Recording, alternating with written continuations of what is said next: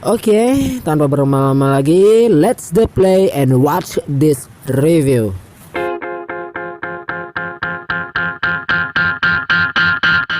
Film diawali dengan penampakan seorang raksasa yang tertidur di kerumunan warga kota.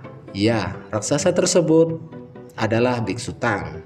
Setelah terbangun dari tidurnya, ia terkejut melihat dirinya menjadi raksasa dan orang-orang di sekelilingnya sangat kecil. Seorang warga kemudian menyampaikan bahwa ini adalah tempat impian Biksu Tang, yaitu India, di mana di sanalah tujuannya untuk mendapatkan kitab suci. Mendengar ucapan warga tersebut, Biksu Tang pun kegirangan bukan main, sampai lupa bahwa dirinya raksasa dan membuat beberapa warga terpental ke udara. Tak lama kemudian gurunya pun datang lalu memberikan 22 sutra dan sebuah lingkaran suci sebagai hadiah karena Biksu Tang telah menyelesaikan tugasnya. Dan kini ia diangkat menjadi Buddha. Ketika Biksu Tang mencoba lingkaran suci tersebut, yang keluar malah asap hitam sampai akhirnya meledak. Dan Biksu Tang pun terbangun yang ternyata itu hanyalah sebuah mimpi. Mimpi, Cok. Kenyataannya situasi yang ia hadapi saat ini sangatlah sulit, di mana ia harus bertahan hidup dikarenakan stok makanan yang dibawa olehnya sudah menipis. Karena hal itu, mereka terpaksa bekerja di sebuah tempat sirkus dan membuat pertunjukan. Beberapa saat kemudian datanglah dua orang wanita yang meminta Biksu Tang menunjukkan pertunjukan apa yang mereka miliki.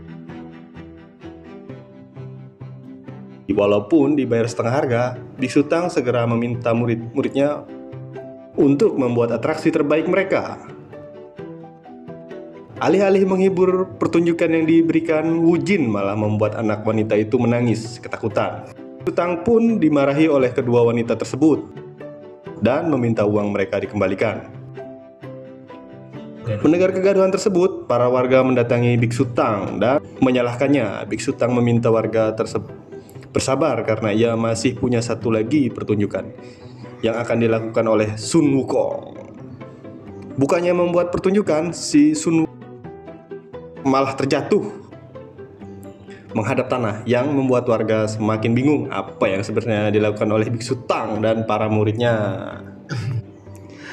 Karena sudah kecewa, warga melempari Sun dengan sayuran. Biksu Tang yang telah kelaparan segera mengambil sayur tersebut. Kemudian pemimpin sirkus datang lalu mengusir mereka.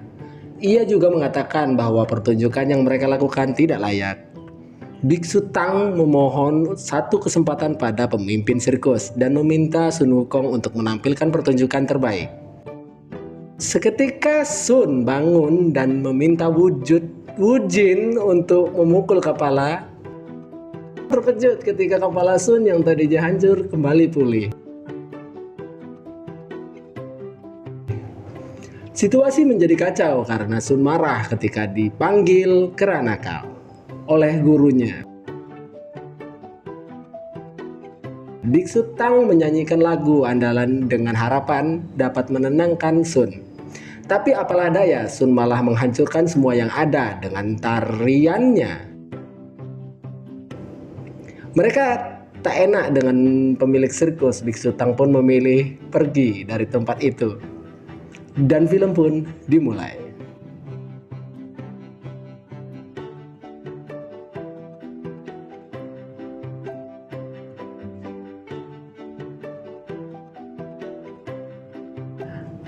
Berpindah ke sebuah rumah di mana seorang wanita cantik yang sedang menyewa pemburu siluman untuk mengobati ibunya yang belakangan bertingkah aneh. Ia pun berkata pernah dicakar oleh ibunya ketika ia mendekatinya. Wanita cantik itu lalu menyuruh kedua anaknya yang masih berusia 16 tahun. Wah, 16 tahun, Cok. Itu 16 tahun ya. Gila bener. Untuk memberi makan si nenek. Alhasil keganasan dari si nenek pun terlihat. Sentak para pemburu siluman mengeluarkan cermin ajaib dan mengarahkannya ke si nenek. Namun mereka kebingungan karena tidak terjadi apa-apa.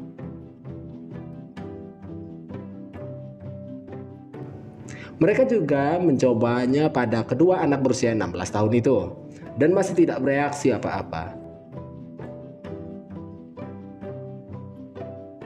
Dan pada akhirnya wanita itu menunjukkan wujud aslinya.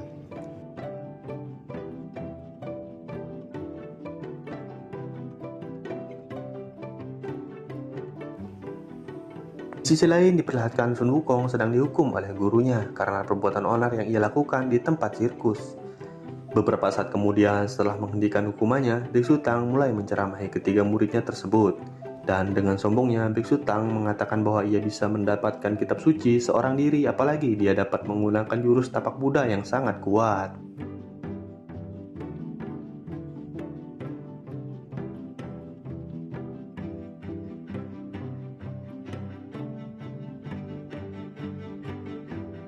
Singkat cerita, pagi pun tiba. Tampak Wu Jing yang ingin memasak kehabisan air. Biksu Tang pun pergi untuk mencari air.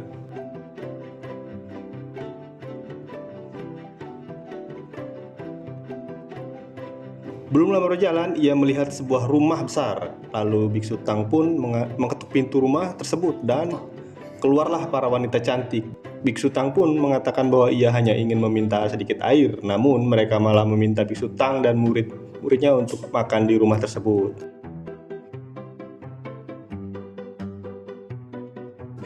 Di dalam rumah, Biksu Tang tampak bahagia dengan makanan yang ada di hadapannya. Sedangkan Sun Wukong merasa kesal karena ia mengetahui bahwa wanita-wanita itu adalah jelmaan siluman laba-laba. Sun Wukong pun mencoba menyadarkan gurunya.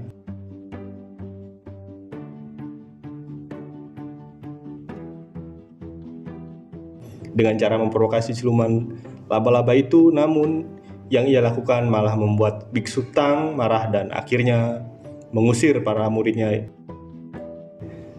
Ia juga mengatakan untuk tidak kembali lagi. Merasa kesal dengan perkataan gurunya, mereka pun segera keluar dari tempat itu. Akan tetapi, belum sempat mereka keluar, para wanita tersebut sudah berubah menjadi siluman laba-laba, lalu menyerang Biksu Tang agar bisa menolongnya. Namun Sun Wukong yang sudah terlanjur kesal malah mengejek gurunya untuk menggunakan tapak Buddha yang selalu disombongkannya.